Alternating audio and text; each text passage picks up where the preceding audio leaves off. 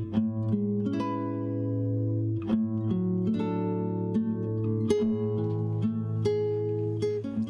now, it's time for DJ Rocky's Secret Files.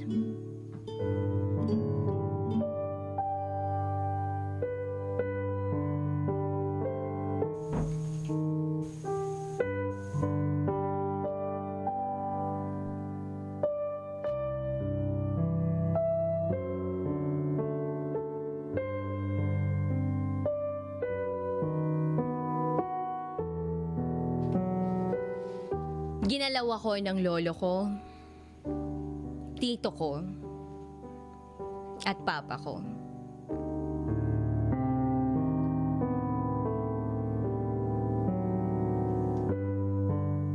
Itago niyo na lang ako sa pangalang Pao.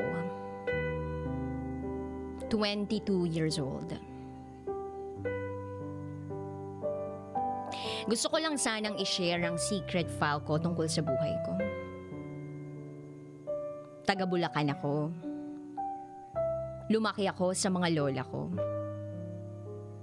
Isang linggo sa mama ni papa, isang linggo sa mama ni mama. Ganun ako. Sa side ni papa ko, sa side ni mama ko, doon ako tumutuloy. Hindi masayang buhay yung kinalakihan ko. 8 years old pa lang ako. Namatay ang mama ko dahil sa sakit niya sa kidney. Pero bago siya mamatay, nakaranas muna siya ng masasakit na salita at palo galing kay Lola. Ang sama-sama ng loob ko nun kay Lola. Yung mama ng mama ko. Kasi isang beses nakita ko na pinalo niya si mama. Kahit alam niya na may sakit si mama, pinalo niya ng walis tingting sa harap ko. Kaya buhat nun, nagtanim na ako ng sama ng loob.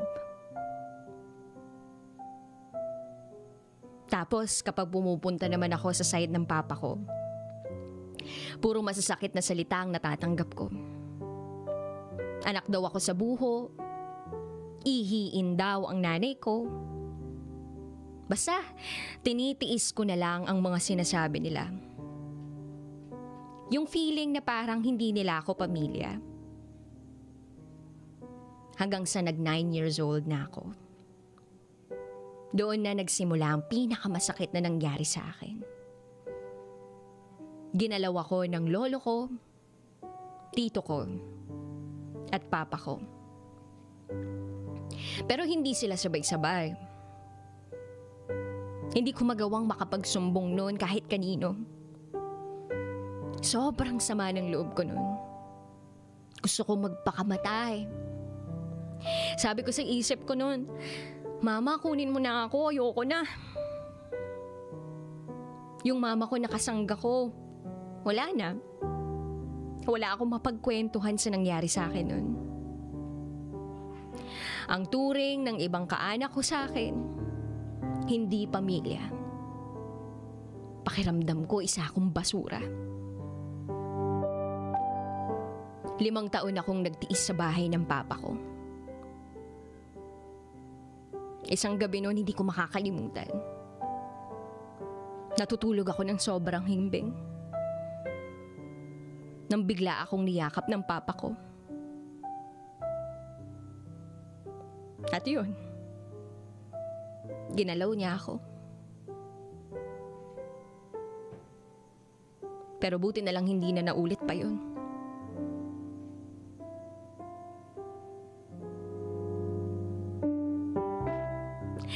Yung tito ko naman, siya yung nag-alaga sa akin nung wala si Papa nun. Akala ko makikipaglaro lang siya sa akin. Sinabihan niya ako na maghubad daw ako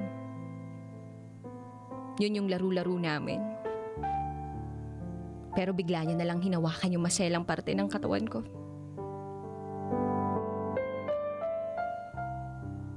At yung lolo ko, hayop. Gabi-gabi, ginagalaw ako.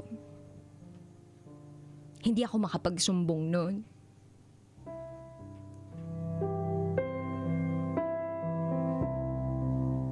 Gusto kong humingi ng saklolo pero wala akong mahinga ng tulong.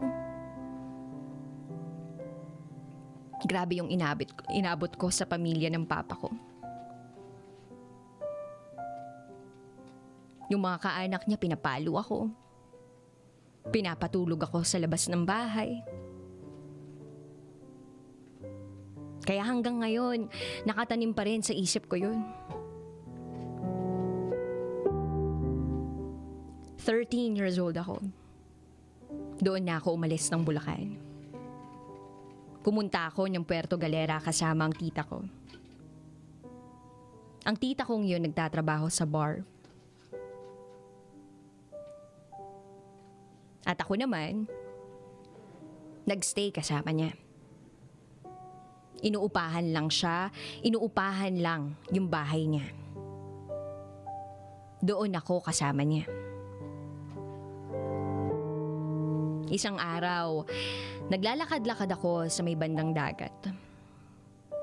May nakakita sa aking kano. Tinanong niya ako,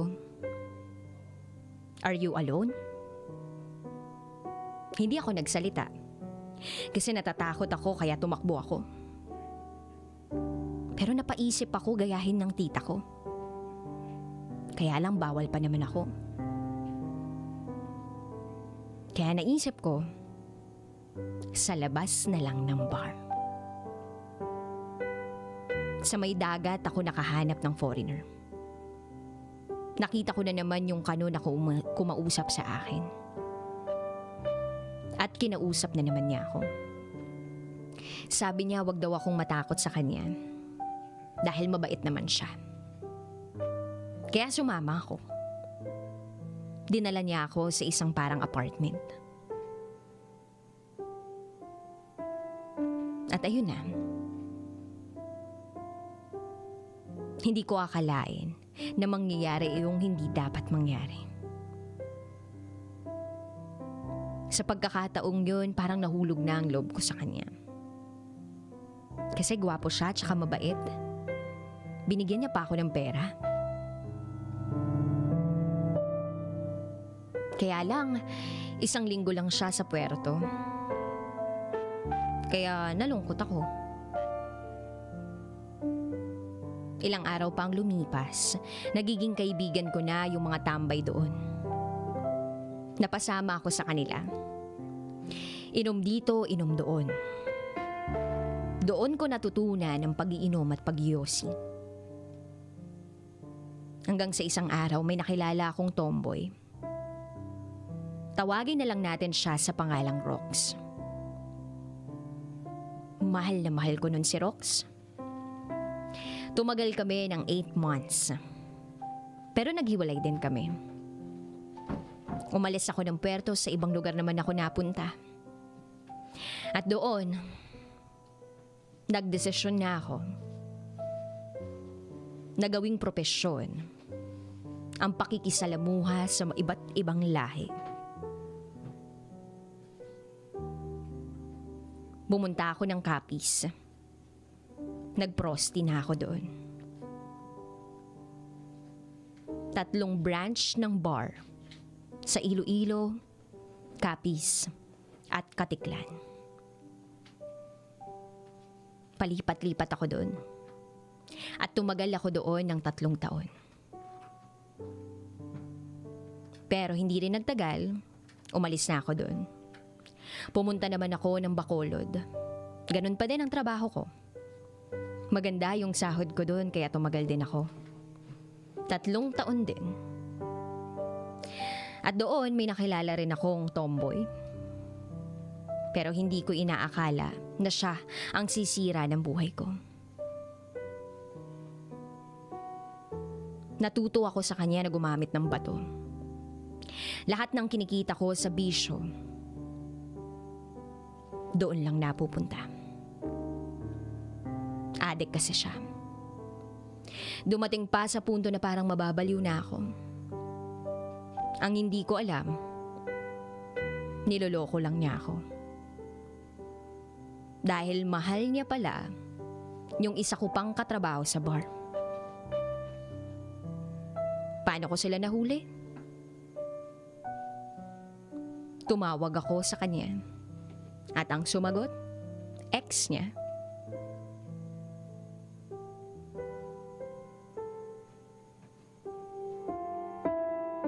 Yung ex niya nakatrabaho ko sa bar. Pero hindi ako natuto nun. Binalikan ko pa rin. Pinatawad ko pa rin.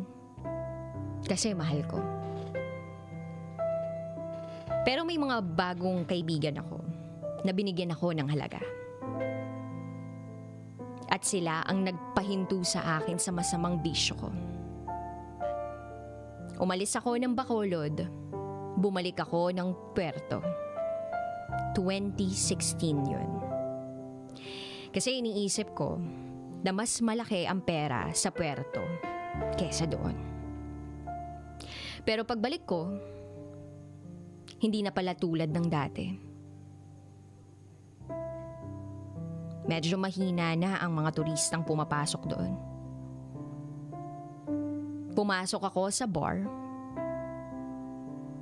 kasi hindi na ako minor nun. Pero dahil hindi na ako minor, nagsimula na ulit ako magtrabaho.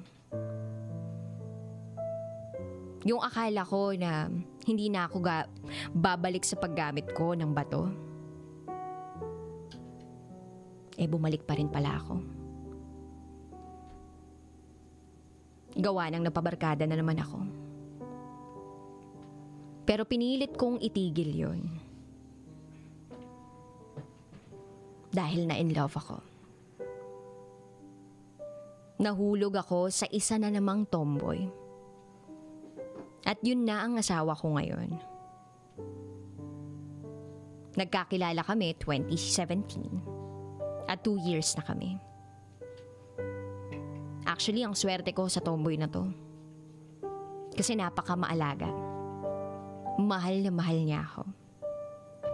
At nag-ampon kami ng baby. At itago natin siya sa pangalang Gabriel. Ang nickname niya? Gabby.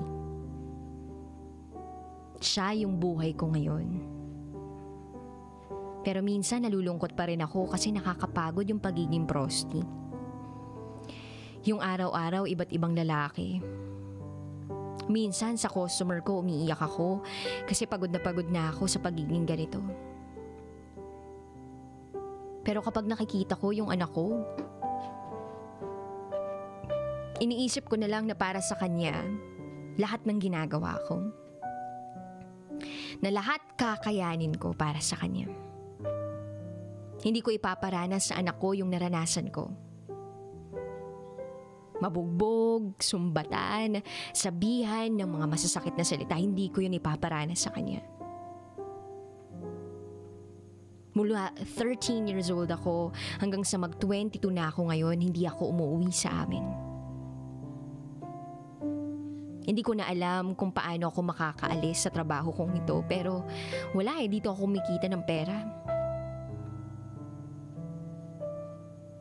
At hindi ko rin alam kung paano mawawala yung nakatanim na galit sa puso ko sa pamilya ko. Sana matulungan niyo ako.